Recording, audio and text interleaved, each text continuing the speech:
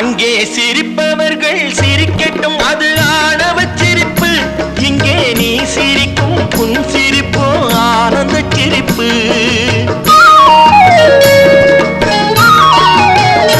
அங்கே சிரிப்பவர்கள் சிரிக்கட்டும், அது ஆணவ சிரிப்பு.